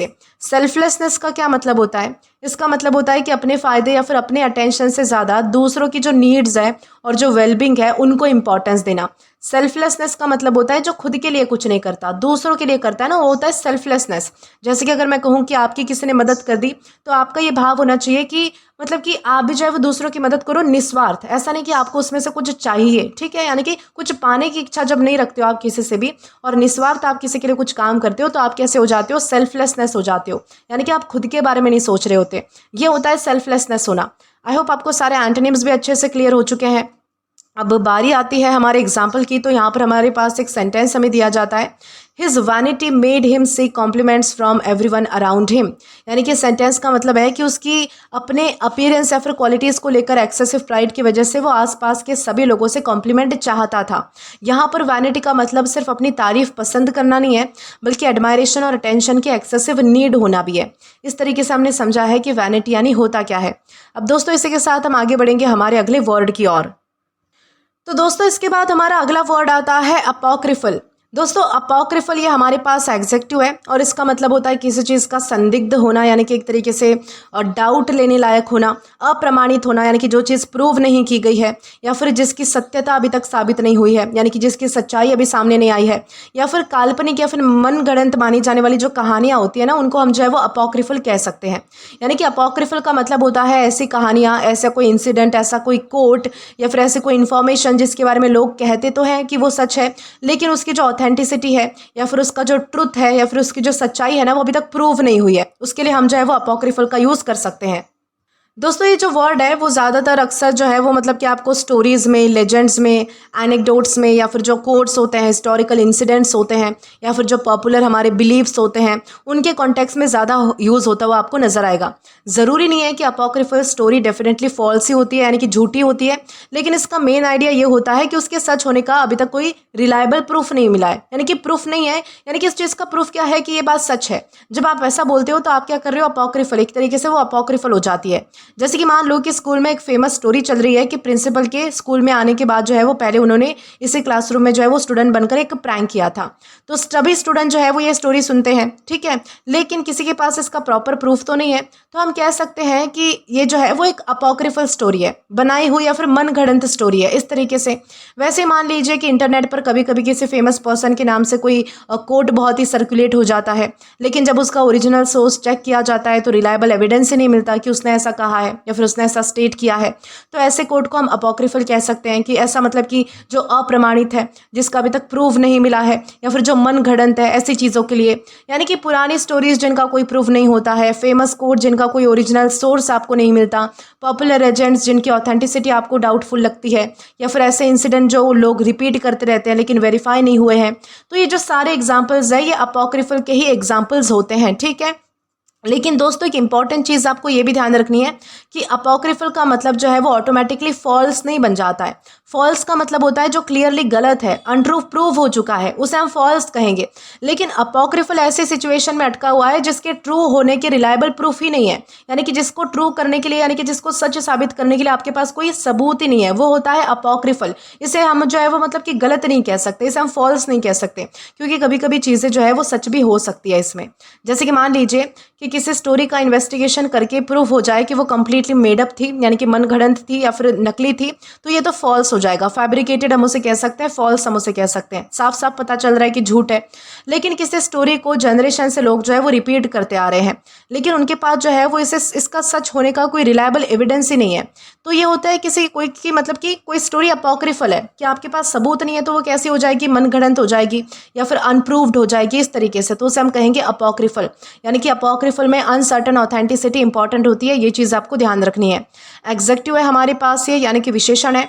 अब सिनोनिम्स की बात की जाए तो यहाँ पर हमारे पास कुछ वर्ड्स आते हैं, जैसे कि अनवेरीफाइड है, ड्यूबियस है, या फिर लेजेंडरी है। दोस्तों अनवेरीफाइड का मतलब होता है कि जिसकी सच्चाई या फिर जिसकी एक्यूरेसी को अभी तक कंफर्म नहीं किया गया है, उसे हम जो है वो अनवेरीफाइड कह सकते हैं, ठीक है। अनवेरीफाइड एक ब्रॉड वर्ड है जो किसी भी अनचेक इन्फॉर्मेशन के लिए हम यूज़ कर सकते हैं। जैसे कि मान लीजिए कि व्हाट्सएप ग्रुप में जो है वो किसी ने एग्जाम डेट चेंज होने का मैसेज भेजा, लेकिन स्कूल ने उस इन्फॉर्मेशन को कन्फर्म नहीं किया, तो वो इन्फॉर्मेशन कैसे हो गई, अनवेरीफाइड हो गई। ड्यूबियस का मतलब होता है कि भाई जिसके ट्रुथ या फिर रिलायबिलिटी पर डाउट होता है, हमें शंका होती है, शक होता है, वो ड्यूबियस होता है। बेसिकली शक होने के सेंस में इसका ज़्यादा यूज़ किया जाता है, ठीक है। मान लीजिए कि रवि नाम का कोई लड़का है, उसने बोला कि उसने एक दिन जो है वो मतलब कि एक दिन में पूरी टेक्स्ट बुक पढ़ डाली, लेकिन उसकी बात का मतलब कि थोड़ा उसकी जो बात है अब ड्यूबियस लग सकती है कि एक दिन में कोई 400-500 पेजेस वाली बुक जो है वो कोई कैसे पढ़ सकता है। ये होता है किसी का ड्यूबियस होना, किसी चीज़ का ड्यूबियस होना बेसिकली जब आपको किसी चीज़ पर शक होता है, आपको ऐसा डाउट आता है कि ये चीज़ नहीं हो सकती, तो उसे हम जो है वो ड्यूबियस कहेंगे। लेजेंडरी का क्या मतलब होता है? लेजेंडरी का मतलब होता है किसी फेमस स्टोरी, पर्सन या फिर इवेंट से रिलेटेड जो कि बहुत ही वेल नोन होती है, यानी कि जिसे सब जानते हैं, ठीक है। जैसे कि मान लीजिए कि गांव में जो है वो उस पुराने झाड़ से जुड़ी एक लेजेंडरी स्टोरी है जिसे जनरेशन से लोग सुनते आ रहे हैं, ये होती है लेजेंडरी। लेकिन जब आप इस पर विश्वास नहीं करते हो, जब आप इसका जो है वो प्रूफ मांगते हो कि इस पेड़ की जो स्टोरी है इसका प्रूफ क्या है, तो तभी वो चीज़ अपॉक्रिफल बन जाती है, ठीक है। लेजेंडरी में अपॉक्रिफल में डिफरेंस होता है थोड़ा बहुत, जो कि आपको ध्यान रखना है। एंटोनिम्स की अगर बात की जाए अब, तो यहाँ पर हमारे पास कुछ अगेन वर्ड्स आते हैं, जैसे कि ऑथेंटिक है, वेरीफाइड है या फिर डॉक्यूमेंटेड है। ऑथेंटिक का मतलब होता है कि असली होना, जेन्युइन होना। वेरीफाइड होना, उसे हम जो है वो ऑथेंटिक कह सकते हैं। जैसे कि म्यूजियम में रखी जो डायरी है उसको एक्सपर्ट्स ने ओरिजिनल प्रूफ किया है, इसलिए वो कैसी मानी जाएगी? ऑथेंटिक डॉक्यूमेंट माना जाएगा उसे। तो ये होता है किसी चीज़ का ऑथेंटिक होना। इसके बाद हमारा अगला वर्ड आता है वेरीफाइड। दोस्तों वेरीफाइड का मतलब होता है कि इंफॉर्मेशन या फिर क्लेम को रिलायबल एविडेंस के थ्रू कंफर्म कर दिया गया हो, उसे हम जो है वो वेरीफाइड कह सकते हैं। जैसे कि मान लीजिए कि टीचर ने जो है वो अटेंडेंस लिस्ट जो है वो चेक करके कंफर्म किया कि इन्फॉर्मेशन वेरीफाइड थी, इस तरीके से। डॉक्यूमेंटेड का मतलब होता है कि किसी इवेंट या फिर इन्फॉर्मेशन का प्रॉपर रिकॉर्ड या फिर जो सबूत है वो अवेलेबल होना, उसे हम जो है वो डॉक्यूमेंटेड कह सकते हैं। जैसे कि स्कूल के एनुअल फंक्शन का पूरा जो इवेंट है वो फोटोज़ या फिर ऑफिशियल रिकॉर्ड्स में डॉक्यूमेंटेड था, यानी कि उसमें जो है वो मतलब कि एविडेंस के साथ, प्रॉपर रिकॉर्ड के साथ जो है वो अवेलेबल था। इस तरीके से हम डॉक्यूमेंटेड का यूज़ करेंगे। तो हमारे ये जो सारे सिनोनिम्स और जो एंटोनिम्स है वो हमने डिस्कस कर लिए हैं। अब बारी आती है हमारे एग्जाम्पल की। तो यहाँ पर हमारे पास एक सेंटेंस हमें दिया जाता है, the story about the actor's childhood was probably apocryphal. यानी कि सेंटेंस का मतलब है कि एक्टर के जो चाइल्डहुड से जुड़ी हुई जो स्टोरी है जो लोग बताते थे, शायद वो कम्प्लीटली वेरीफाइड नहीं थी। लोग उस स्टोरी को रिपीट करते थे लेकिन उसके ट्रू होने का कोई रिलायबल प्रूफ नहीं मिला था।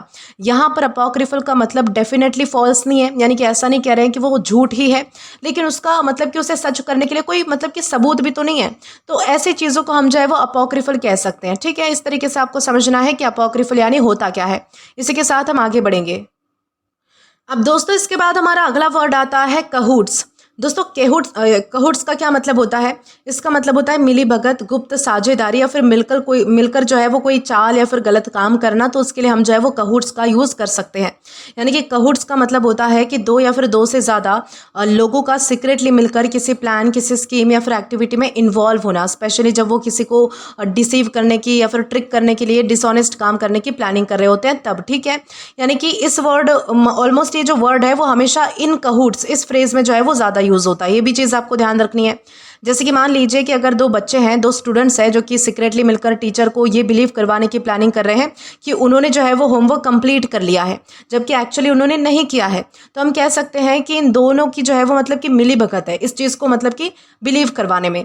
वैसे अगर जो है वो कॉलोनी के दो बच्चे सीक्रेटली मिलकर किसी फ्रेंड का बर्थडे सरप्राइज प्लान कर रहे हैं तो टेक्निकली वो भी सीक्रेटली इन कहूट्स हो सकते हैं। लेकिन एवरीडे इंग्लिश में इन कहूट्स का जो यूज़ है वो ज़्यादा ऑफन सस्पिशियस या फिर जो डिसऑनेस्ट कॉपरेशन होता है ना, यानी कि एक तरीके से किसी को ठगना, छलना या फिर किसी को जो है वो मतलब कि एक तरीके से जैसे कि हम डिसीव करना चाहते हैं, धोखा देना चाहते हैं, ट्रिक करना चाहते हैं, चालाकी करना चाहते हैं, तो नेगेटिव सेंस में जो है वो ये ज़्यादा यूज़ होता हुआ दिखाई देता है। वैसे पॉजिटिव में भी यूज़ हो सकता है लेकिन नेगेटिव में होता है यूज़ ज़्यादा। इस तरीके से आपको ध्यान रखना है। लेकिन दोस्तों एक इंपॉर्टेंट चीज़ आपको ये भी ध्यान रखनी है कि कहूट्स यूजुअली सिंगुलर वर्ड की तरह ही यूज़ नहीं होता। इसका कॉमन एक्सप्रेशन है इन कहूट्स विद समवन, यानी कि किसी के साथ सीक्रेटली मिलकर काम करना। जैसे कि मान लीजिए कि रिया और नेहा ने मिलकर जो है वो मतलब कि सरप्राइज बर्थडे पार्टी प्लान की, तो ये तो वर्किंग टुगेदर होता है कि आप जो है वो साथ मिलकर काम कर रहे हो। लेकिन अगर दोनों सीक्रेटली किसी फ्रेंड को ट्रिक करने का, उसका जो है वो एक्सपेंसिव गिफ्ट ले रहे हैं, ट्रिक करके उसका एक्सपेंसिव गिफ्ट ले रहे हैं, तो देवर इन कहूट्स, इस तरीके से हम जो है वो यूज़ कर सकते हैं। यानी कि कहूट्स में सीक्रेट कॉपरेशन और ऑफन सस्पिशियस डिसऑनेस्ट पर्पस का आइडिया होता है। ये चीज़ आपको ध्यान रखनी है। नाउन है ये हमारे पास।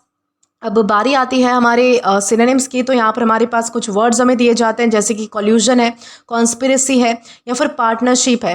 कॉल्यूजन का मतलब होता है कि दो या फिर दो से ज़्यादा लोगों का सीक्रेटली मिलकर अनफेयर या फिर जो मतलब कि डिसऑनेस्ट पर्पस है, किसी को धोखा देना, किसी को ठगना, उसके लिए एग्रीमेंट करना, उसके लिए जो है वो साथ में आना, उसे कहा जाता है कॉल्यूजन। जैसे कि मान लीजिए कि दो शॉपकीपर्स ने सीक्रेटली प्राइजेस सेम रखने का एग्रीमेंट किया ताकि कस्टमर्स के पास चीपर ऑप्शन ही ना रहे, ये कॉल्यूजन हो सकता है। कॉन्स्पिरेसी का क्या मतलब होता है? कॉन्स्पिरेसी का मतलब होता है साजिश। ओके, एक तरीके से यानी कि जब दो या फिर दो से ज़्यादा लोग मिलकर सीक्रेटली किसी हार्मफुल, किसी इलीगल या फिर डिसऑनेस्ट चीज़ का प्लान डेवलप कर रहे होते हैं या फिर प्लान कर रहे होते हैं, तो उसे हम जो है वो कॉन्स्पिरेसी कह सकते हैं। ठीक है, जैसे कि मान लीजिए कि दो स्टूडेंट जो है वो सीक्रेटली प्लान कर रहे हैं कि वो स्कूल इवेंट में प्रैंक करके सबको सरप्राइज करेंगे, तो ये एक कॉन्स्पिरेसी जैसा सीक्रेट प्लान हो सकता है। ऑल्दो सीरियस कॉन्स्पिरेसी तो नहीं है, लेकिन एक तरीके से छोटी बहुत तो है, थोड़ी बहुत मतलब कि छोटी मोटी तो है ही। पार्टनरशिप का मतलब क्या होता है कि जब दो या फिर दो से ज़्यादा लोग जो है वो मिलकर किसी टीम या फिर गोल को अचीव करते हैं। अब ये जो पार्टनरशिप वर्ड है, ये नेगेटिव सेंस में यूज़ नहीं होता है, इसका हम जो है वो पॉजिटिव सेंस में भी यूज़ कर सकते हैं। ठीक है, तो आपको ध्यान रखना है कि ये पॉजिटिव और नेगेटिव दोनों सेंस में हम यूज़ कर सकते हैं। तो इस तरीके से हम पार्टनरशिप का यूज़ करेंगे। एंटोनिम्स का क्या हमारे पास यहाँ पर एंटोनिम्स आते हैं अब। तो यहाँ पर हमारे पास कुछ वर्ड्स है, जैसे कि अपोजिशन है, राइवलरी है या फिर इंडिपेंडेंस है। अपोजिशन का मतलब होता है कि किसी पर्सन, किसी आइडिया या फिर एक्शन के अगेंस्ट होना, खिलाफ होना, एक तरीके से विरोध करना, उसे हम जो है वो अपोजिशन कहेंगे।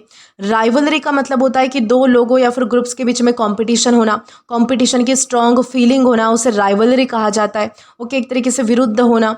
इंडिपेंडेंस का तो मतलब होता है आज़ादी। ठीक है, यानी कि दूसरों पर जो है वो डिपेंड किए बिना जो है वो खुद आज़ादी से काम करना, उसे हम जो है वो इंडिपेंडेंस कह सकते हैं। ये होता है किसी चीज़ का इंडिपेंडेंस। आई होप आपको सारे वर्ड्स अच्छे से क्लियर हो चुके हैं। अब बारी आती है हमारे एग्जाम्पल की। तो यहाँ पर हमारे पास एक सेंटेंस हमें दिया जाता है, the two boys were in cahoots to trick their friend. इस सेंटेंस का मतलब है कि दोनों जो लड़के हैं वो सीक्रेटली मिलकर अपने फ्रेंड को ट्रिक करने का प्लान बना रहे थे। यहाँ पर इन कहूट्स का सिंपल मतलब है साथ काम करना, ये नहीं है, इसमें सीक्रेट प्लानिंग और सस्पिशियस इंटेंशन का सेंस है। ये चीज़ आपको ध्यान रखनी है। ठीक है, अब इसी के साथ हम जो है वो आगे बढ़ेंगे हमारे अगले वर्ड की ओर। अब दोस्तों इसके बाद हमारा अगला वर्ड आता है कॉम्प्लेसेंट। दोस्तों कंप्लेसेंट का मतलब होता है आत्मसंतुष्ट होना, अपनी स्थिति से ज़रूरत से ज़्यादा ही सेटिस्फाइड हो जाना, उसे हम जो है वो कंप्लेसेंट कह सकते हैं। एग्जेक्टिव है हमारे पास। कंप्लेसेंट का मतलब होता है कि अपनी जो करंट सिचुएशन है, सक्सेस है या फिर जो परफॉर्मेंस है, उससे इतना ज़्यादा सेटिस्फाइड हो जाना कि पर्सन को इंप्रूवमेंट या फिर पॉसिबल प्रॉब्लम की ज़्यादा परवाह ना रहे। यानी कि जब किसी पर्सन को लगता है कि सब ऑलरेडी ठीक है, मुझे अब जो है वो ज़्यादा मेहनत करने की कोई ज़रूरत नहीं है, और इसी ओवर कॉन्फिडेंस की वजह से वो केयरलेस हो जाता है, लापरवाह हो जाता है, तो उसका एटीट्यूड कैसा हो जाएगा? कॉम्प्लेसेंट उसके एटीट्यूड को हम कह सकते हैं। जैसे कि मान लीजिए कि अगर एक बच्चा है, कोई स्टूडेंट है जो कि पहले एग्जाम में जो है वो अच्छे मार्क्स स्कोर किए उसने, और उसके बाद जो है वो उसने पढ़ना ऑलमोस्ट छोड़ ही दिया, क्योंकि उसे लगा है कि अब भाई मतलब कि अब वो बिना प्रिपरेशन के भी अच्छा परफॉर्म कर सकता है, क्योंकि पहले तो मैंने बहुत अच्छे मार्क्स जो है वो मतलब कि स्कोर किए हैं। तो अब उसका कॉन्फिडेंस इस तरीके से बढ़ गया है कि उसने पढ़ाई करना छोड़ दिया, तो वो कॉम्प्लेसेंट हो गया है। वैसे अगर क्रिकेट प्लेयर अपनी टीम के टीम को जो है वो लीड करने की वजह से प्रैक्टिस को सीरियसली लेना बंद कर देता है और सोचे कि मैं तो मैच इजीली जीत लूंगा, मैं इतनी बड़ी टीम को लीड कर रहा हूँ, मुझे क्या ज़रूरत है प्रैक्टिस करने की, तो उसका एटीट्यूड भी कॉम्प्लेसेंट कहलाया जाएगा। इस तरीके से आपको ध्यान रखना है। लेकिन दोस्तों एक इंपॉर्टेंट चीज़ आपको ये भी क्लियर करनी है कि कॉम्प्लेसेंट का मतलब सिर्फ सेटिस्फाइड या फिर हैप्पी होना नहीं होता है। सेटिस्फाइड का तो मतलब होता है अपनी सिचुएशन से खुश होना। एक तरीके से इस तरीके से हम यूज़ करेंगे सेटिस्फाइड का। लेकिन कॉम्प्लेसेंट का मतलब होता है कि इतना ज़्यादा सेटिस्फाइड हो जाना कि आप जो है वो एफर्ट डालना ही बंद कर दो, इंप्रूवमेंट करना ही बंद कर दो, या फिर जो पॉसिबल प्रॉब्लम्स आ सकती है आगे उनको ही इग्नोर कर दो। ये होता है कॉम्प्लेसेंट होना। ठीक है, यानी कि डिफरेंस आपको समझना है। जैसे कि मान लीजिए कि एग्ज़ाम में जो है वो मेरे अच्छे मार्क्स आए हैं, और अच्छे मार्क्स आने पर मैं खुश हूँ तो मैं सेटिस्फाइड हूँ, एक तरीके से मैं संतुष्ट हूँ कि बहुत अच्छे मार्क्स आए हैं। लेकिन इसका मतलब ये नहीं है कि मैं आगे मेहनत करना छोड़ दूंगी या फिर जो भी प्रॉब्लम्स आएंगी उनको कंसिडर ही नहीं करूँगी। लेकिन मान लीजिए कि अच्छे मार्क्स आने के बावजूद भी नेक्स्ट टाइम के लिए, यानी कि नेक्स्ट एग्जाम के लिए मैंने अगर पढ़ना ही बंद कर दिया है, क्योंकि मुझे लगता है कि मैं तो वैसे अच्छे मार्क्स स्कोर कर सकती हूँ, मुझे क्या पढ़ने की ज़रूरत है, अब यहाँ पर मैं कॉम्प्लेसेंट हो चुकी हूँ, क्योंकि मैंने जो है वो एक बार अच्छा कर दिया तो मुझे लगता है कि मैं लाइफ टाइम अच्छा कर सकती हूँ। ये होता है कॉम्प्लेसेंट होना। ठीक है, यानी कि कॉम्प्लेसेंट में हमेशा एक over confidence plus lack of effort या फिर अवेयरनेस का आइडिया होता है। ये चीज़ आपको ध्यान रखनी है। एग्जेक्टिव है हमारे पास ये। अब बारी आती है हमारे सिनोनिम्स की। तो यहाँ पर हमारे पास कुछ वर्ड्स है, जैसे कि सेल्फ सेटिस्फाइड है, ओवर कॉन्फिडेंट है या फिर केयरलेस है। सेल्फ सेटिस्फाइड का मतलब होता है कि अपनी अचीवमेंट या फिर अपनी करंट सिचुएशन से बहुत ही ज़्यादा सेटिस्फाइड हो जाना। ठीक है, उसे हम सेल्फ सेटिस्फाइड कहते हैं। ओवर कॉन्फिडेंट का तो मतलब आपको पता होगा, बहुत ही बेसिक वर्ड है कि अपनी एबिलिटीज़ को लेकर या फिर अपने सक्सेस को लेकर ज़रूरत से ज़्यादा कॉन्फिडेंस में रहना, उसे हम ओवर कॉन्फिडेंस कह सकते हैं। ठीक है। केयरलेस का मतलब होता है लापरवाह रहना। केयरलेस का मतलब केयर करना होता है कि किसी चीज़ की परवाह करना, और केयरलेस का मतलब होता है किसी चीज़ की परवाह ना करना। ओके, यानी कि किसी काम को जो है वो सफिशिएंट अटेंशन ना देना, कॉशन के बिना करना, एक तरीके से उसे हम जो है वो केयरलेस होना कह सकते हैं। तो हमारे जो सारे सिनोनिम्स है वो हमने डिस्कस कर लिए हैं। अब बारी आती है हमारे एंटोनिम। यहाँ पर हमारे पास अगेन कुछ वर्ड्स है, जैसे कि डिलीजेंट है, विजिलेंट है या फिर एम्बिशियस है। डिलीजेंट का मतलब होता है जो किसी काम को बहुत ही कंसिस्टेंटली, केयरफुली, मतलब कि मेहनत से करता है, उसे हम डिलीजेंट कह सकते हैं। जैसे कि अगर मैं कहूँ कि अच्छे मार्क्स के बाद भी अर्जुन जो है वो डेली रिविजन करता रहा because he wanted to improve further, he was diligent, यानी कि वो बहुत ही मेहनत था, बहुत ही केयरफुली काम करता था। इस तरीके से यूज होता है डिलीजेंट का। विजिलेंट का क्या मतलब होता है? विजिलेंट का मतलब होता है पॉसिबल प्रॉब्लम या फिर डेंजर को लेकर अलर्ट रहने वाला, केयरफुल रहने वाला, कॉशियस रहने वाला, उसे हम कहते हैं विजिलेंट होना। जैसे कि साइकिल चलाते वक्त जो है वो रिया ट्रैफिक के आसपास जो है वो विजिलेंट रहती है और रोड को जो है वो केयरफुली ऑब्जर्व करती है। ये होता है विजिलेंट होना, यानी कि चौकन्ना होना एक तरीके से। एम्बिशियस का मतलब होता है कि बड़े गोल्स अचीव करने की स्ट्रॉन्ग डिजायर रखना, स्ट्रॉन्ग इच्छा रखना, उसे हम जो है वो एम्बिशियस कह सकते हैं। जैसे कि अगर एक बच्चा है जो डॉक्टर बनना चाहता है तो वो डॉक्टर बनने के लिए क्या है? एम्बिशियस है, यानी कि गोल्स को अचीव करने की स्ट्रॉन्ग डिजायर रखता है, उसके लिए मेहनत कर रहा है। इस तरीके से ये होता है एम्बिशियस होना। तो हमारे जो सारे सिनोनिम्स और जो एंटोनिम्स है वो तो हमने डिस्कस कर लिए हैं। अब बारी आती है हमारे एग्जाम्पल की। तो यहाँ पर हमारे पास एक सेंटेंस हमें दिया जाता है, she became complacent after getting excellent marks in her exams. इस सेंटेंस का मतलब है कि एग्जाम्स में एक्सेलेंट मार्क्स मिलने के बाद वो अपनी सक्सेस से इतनी ज़्यादा सेटिस्फाइड हो गई कि उसने जो है वो फ्यूचर प्रिपरेशन को सीरियसली लेना ही कम कर दिया, यानी कि उसने जो है वो आगे की पढ़ाई के लिए प्रिपेयर करना ही छोड़ दिया। उसे लगा कि भाई एक एग्जाम में तो मैंने अच्छा खासा मतलब कि स्कोर कर लिया ना, तो इसके बाद तो मेरे लिए कोई मतलब कि बड़ी बात नहीं है, इसके बाद तो मैं यूँ कर लूँगी। ये होता है कॉम्प्लेसेंट होना, जहाँ पर आप क्या करते हो कि अपनी जो है वो मतलब कि एक अच्छी चीज़ के वजह से आगे की सारी चीज़ खराब कर देते हो, उसे हम कॉम्प्लेसेंट होना कहेंगे। बहुत ही सिंपल वर्ड था। अब इसी के साथ हम आगे बढ़ेंगे हमारे अगले वर्ड की ओर। अब दोस्तों इसके बाद हमारा अगला वर्ड आता है रेवल। रेवल ये जो वर्ड है वो बहुत ही सिंपल है। इसका सिंपल सा मीनिंग होता है आनंद मनाना, खूब मौज मस्ती करना, खुशी में डूब जाना, जमकर आनंद मनाना, खुश होना, उसे हम क्या कहेंगे? रेवल हम उसे कहेंगे। यानी कि रेवल का मतलब होता है किसी इंजॉयबल सिचुएशन, सेलिब्रेशन, सक्सेस या फिर हैप्पी मोमेंट का बहुत ही एंथुजियाज्म के साथ लाभ उठाना, इंजॉय करना।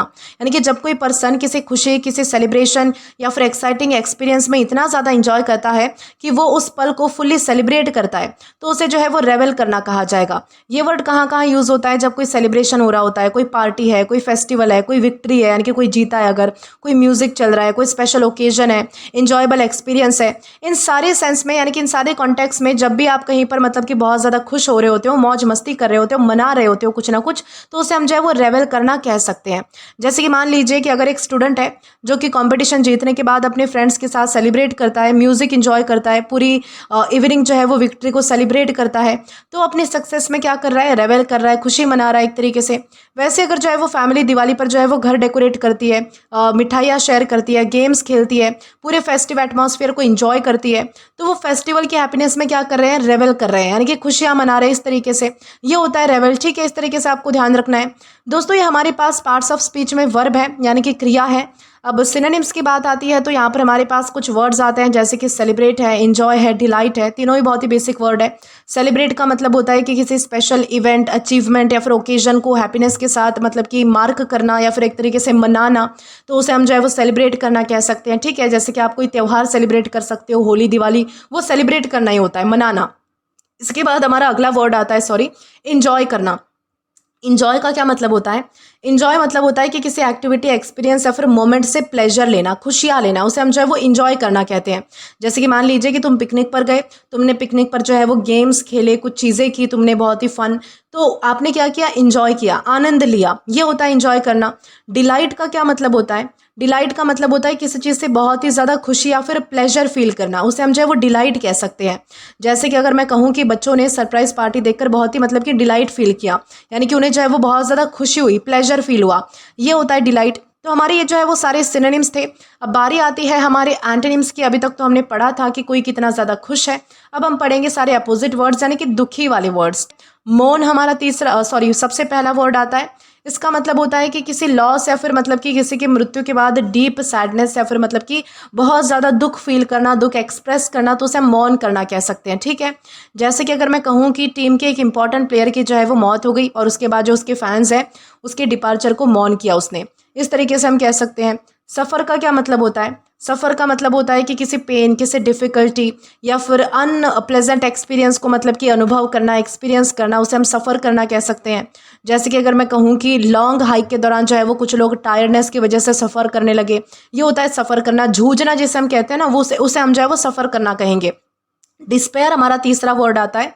डिस्पेयर का मतलब होता है कि होप जो है वो मतलब कि आशा को कंप्लीटली खो देना या फिर बहुत ही होपलेस फील करना, उसे हम जो है वो डिस्पेयर होना कह सकते हैं। जैसे कि मान लीजिए कि रिपीटेड फेल्यूर्स के बाद भी मीरा ने जो है वो डिस्पेयर नहीं किया, यानी कि अपनी जो आशा है उसे खोया नहीं उसने, और रेगुलर यानी कि प्रैक्टिस उसने कंटिन्यू की। ये होता है डिस्पेयर। ठीक है, इस तरीके से आपको ध्यान रखना है। अब हमारे पास एक एग्जाम्पल हमें दिया जाता है, the children revel in the excitement of the festival. इस सेंटेंस का मतलब है कि बच्चों ने फेस्टिवल की हैप्पीनेस और एक्साइटमेंट को पूरी तरीके से इंजॉय किया, उसका पूरा आनंद लिया, यानी कि वो फेस्टिवल के एटमॉस्फेयर, एक्टिविटीज़ और सेलिब्रेशन में बहुत ही खुशी से इन्वॉल्व थे। यहाँ पर रेवल्ड इन का मतलब सिंपली इंजॉय करने से नहीं है, बल्कि किसी जॉयफुल एक्सपीरियंस का बहुत ही एंथुजियाज्म के साथ प्लेजर लेने से है। इस तरीके से हमने समझा है कि रेवल यानी होता क्या है। ठीक है, अब इसी के साथ हम जो है वो आगे बढ़ेंगे आज के हमारे लास्ट वर्ड की ओर और जानेंगे कि वो वर्ड हमारा कौन सा होता है। तो दोस्तों आज का हमारा लास्ट वर्ड आता है कैंटानकेरस। दोस्तों कैंटानकेरस का क्या मतलब होता है? ये हमारे पास एग्जेक्टिव है सबसे पहले तो, और इसका मतलब होता है चिड़चिड़ा होना, झगड़ालू होना, जो बात बात पर नाराज हो जाता है, इरिटेट हो जाता है, फ्रस्ट्रेट हो जाता है, जिसे आसानी से गुस्सा दिलाया जा सकता है। तो ऐसे व्यक्ति को हम जो है वो कैंटानकेरस कह सकते हैं। यानी कि कैंटानकेरस का मतलब होता है ऐसा कोई व्यक्ति जो अक्सर इजिली इरिटेटेड, बैड टेम्पर्ड या फिर आर्ग्यूमेंटेटिव होता है और छोटी छोटी बातों पर कंप्लेन या फिर आर्ग्यू करने लगता है। ठीक है, यानी कि जब किसी पर्सन का नेचर जनरली ऐसा हो कि वो जल्दी से गुस्सा हो जाए, हर बात में मतलब कि कमियां निकाले, दूसरों से आर्ग्यू करे, इजीली सेटिस्फाई ना हो, तो उस पर्सन को हम क्या कहेंगे? कैंटानकेरस उसे हम कह सकते हैं। ठीक है, जैसे कि मान लीजिए कि अगर कोई नेबर हर छोटी बात पर आपसे कंप्लेन करता है कि बच्चे इतना ज़्यादा क्यों खेल रहे हैं, गेट इतनी देर से जो है वो बंद नहीं हुआ है, गेट खुला है, यहाँ पर इतनी ज़्यादा आवाज़ें आ रही है, तो ये हर बात पर जो है वो इरिटेटेड रहता है, यानी कि बहुत ज़्यादा परेशानी में रहता है, तो उसका नेचर कैसा है? कैंटानकेरस है। वैसे अगर जो है वो घर में कोई पर्सन सुबह से इरिटेटेड हो और ब्रेकफास्ट, टीवी की वॉल्यूम, रूम की लाइट, हर छोटी बात पर आर्ग्यू करे, तो वो कैसा है? कैंटानकेरस बिहेव कर रहा है। इस तरीके से आपको जो है वो ध्यान रखना है कि कैंटानकेरस का मतलब क्या होता है। लेकिन दोस्तों एक इंपॉर्टेंट चीज़ आपको ये भी क्लियर करनी है कि कैंटानकेरस का मतलब सिर्फ एंग्री होना नहीं होता है। एंग्री का तो मतलब होता है किसी पर्टिकुलर सिचुएशन की वजह से गुस्सा हो जाना, लेकिन कैंटानकेरस का मतलब होता है कि पर्सनालिटी, ये यूजुअल बिहेवियर होता है आपका, यानी कि एक तरीके से आपका मतलब कि हमेशा का बिहेवियर है ये चिड़चिड़ा होने का। ठीक है, चिड़चिड़ापन या फिर आर्ग्यूमेंटेटिव होना, इस तरीके से। जैसे कि मान लीजिए कि आपका जो है वो फ़ोन जो है वो किसी के वजह से टूट चुका है, आप उस पर गुस्सा हो गए, ये होता है एंग्री होना। पर्टिकुलर मोमेंट, कोई बात थी, कोई कंडीशन थी, तब आप पर गुस्सा हुए। आपका नेचर का पार्ट नहीं है गुस्सा होना कि आप जो है वो छोटी मोटी चीज़ पर भी गुस्सा हो रहे हो। ठीक है, आपके पास कोई सिचुएशन थी गुस्सा होने के लिए, तब आप गुस्सा हुए। लेकिन किसी पर्सन का हर दिन छोटी छोटी बातों पर कंप्लेन करना, आर्ग्यू करना, यानी कि उसकी सुबह की शुरुआत ही होती है कंप्लेन करने से या फिर झगड़ा करने से, इरिटेट होने से, तो वो व्यक्ति का जो है वो मतलब कि पर्सनालिटी के अंदर है ये सारी चीज़ें। ये होता है कैंटानकेरस। यानी कि एंग्री होने में और कैंटानकेरस होने में यानी कि डिफरेंस होता है, जो कि आपको क्लियर करके चलना है। ठीक है, एग्जेक्टिव है हमारे पास ये, यानी कि विशेषण है। अब सिनोनिम्स की बात की जाती है तो यहाँ पर हमारे पास बहुत ही बेसिक वर्ड्स हमें दिए गए हैं, जैसे कि इरिटेबल है, क्रैंकी है और क्वारलसम है। इरिटेबल का मतलब होता है जो इजीली अनॉयड है या फिर अपसेट हो जाना इजीली, उसे हम जो है वो इरिटेबल कह सकते हैं। जैसे कि मान लीजिए कि ट्रैफिक में लॉन्ग वेट की वजह से जो है आप इरिटेबल हो सकते हो, आपको थोड़ा सा जो है वो चिड़चिड़ापन आ सकता है कि कितनी देर वेट करना पड़ेगा। क्रैंकी का क्या मतलब होता है? जो टेम्पररीली बैड टेम्पर्ड होता है, एनॉयड होता है, ग्रम्पी होता है, उसे हम जो है वो क्रैंकी कह सकते हैं। ठीक है, जैसे कि मान लीजिए कि पूरी रात जो है वो नींद जो है वो अच्छे से ना मिलने की वजह से जो बेबी था वो सुबह बहुत ही क्रैंकी था। क्रैंकी था यानी कि रो रहा था, चिड़चिड़ा हो गया था, उसे हम कहेंगे क्रैंकी। क्वारलसम का क्या मतलब होता है? बार बार आर्ग्यूमेंट्स या फिर फाइट स्टार्ट करने की टेंडेंसी रखना, यानी कि एक तरीके से झगड़ा करने के लिए तत्पर रहना, उसे हम क्या कहेंगे? उसे हम क्वारलसम कहेंगे। ठीक है, हमारे ये सारे जो सिनोनिम्स हैं वो हमने डिस्कस कर लिए हैं। अब बारी आती है हमारे एंटोनिम्स की। तो यहाँ पर अगेन हमारे पास कुछ वर्ड्स है, जैसे कि एग्रीएबल है, गुड नेचर्ड है या फिर पेशेंट है। दोस्तों एग्रीएबल का मतलब होता है कि फ्रेंडली होना, प्लीजेंट होना, easy to go along with होना, यानी कि बहुत ही अच्छा होना, जिसके साथ आप अच्छे से रह सको, जिसकी चीज़ें आप एक्सेप्ट कर सको, उसे हम एग्रीएबल कह सकते हैं। जैसे कि मान लीजिए कि अगर मैं कहूँ कि हमारे जो नए पड़ोसी हैं वो बहुत ही एग्रीएबल है और सबसे पोलाइटली बात करते हैं, किसी से झगड़ा नहीं करते। गुड नेचर का क्या मतलब होता है? जिसका नेचर, जिसका स्वभाव अच्छा है, जिसका बर्ताव अच्छा है, चीयरफुल है, इजी गोइंग है, उसे हम जो है वो गुड नेचर्ड कह सकते हैं। पेशेंट का क्या मतलब होता है? पेशेंट ये मरीज वाला पेशेंट नहीं है, ये बेसिकली डिफिकल्ट या फिर इरिटेटिंग सिचुएशन में भी मतलब कि शांति से बिहेव करने वाला पेशेंट है। एक तरीके से श्रद्धा रखना एक तरीके से, या फिर श्रद्धा सबूरी रखना जिसे हम कह सकते हैं, शांति रखना जिसे हम कह सकते हैं, या फिर मतलब कि सब्र रखना जिसे हम कह सकते हैं, वो होता है पेशेंट रहना। जैसे कि मान लीजिए कि टीचर के सेम क्वेश्चन बार बार पूछे जाने पर भी पेशेंट रहकर सबको समझाया। यानी कि टीचर ने क्या किया कि अगर मतलब कि बच्चे बार बार सेम क्वेश्चंस पूछ रहे हैं, अगर तो भी टीचर जो है वो उन्हें समझा रही है बार बार, तो वो कैसी है? पेशेंट है, यानी कि बहुत ही ज़्यादा शांत स्वभाव वाली है इस तरीके से। तो हमारे जो सारे सिनोनिम्स और जो एंटोनिम्स है वो तो हमने डिस्कस कर लिए हैं। अब बारी आती है हमारे एग्जाम्पल की। तो यहाँ पर हमारे पास एक सेंटेंस हमें दिया जाता है, the cantankerous neighbour complained about every little noise. इस सेंटेंस का मतलब है कि वो जो नेबर है वो हर छोटी सी आवाज़ पर कंप्लेन करते थे। यहाँ पर कैंटनकेरस सिर्फ ये नहीं बता रहा है कि वो एक बार गुस्सा हुए, बल्कि उनका ओवरऑल नेचर ही चिड़चिड़ा है, कंप्लेनिंग है और ईजिली अनॉयड है। इस तरीके से यहाँ पर हमने जो है वो कैंटनकेरस इस वर्ड का यूज़ किया है। ठीक है, आई होप आपको अच्छे से समझ आ चुका है। अब दोस्तों इसी के साथ हमारा ये वर्ड तो क्लियर होता ही है, साथ ही साथ हमारे जो सारे वर्ड्स हैं वो भी हमने डिस्कस कर लिए हैं। आज के लिए बस इतना ही। आज की इस क्लास का PDF आप हमारे टेलीग्राम चैनल के थ्रू एक्सेस कर सकते हैं।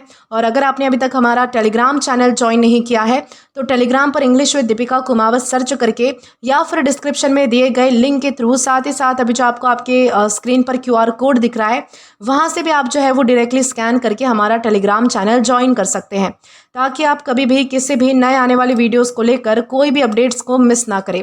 और दोस्तों अगर आपने इससे पहले वाले वीडियोस नहीं देखे हैं तो यहाँ पर मैंने आपके लिए एक प्लेलिस्ट प्रोवाइड कर दी है, जहाँ पर आप क्लिक करके वो सभी पहले वाले वीडियोस भी देख सकते हैं और उन्हें आसानी से एक्सप्लोर भी कर सकते हैं। दोस्तों मिलते हैं नेक्स्ट वीडियो में। Till then keep learning. Thank you.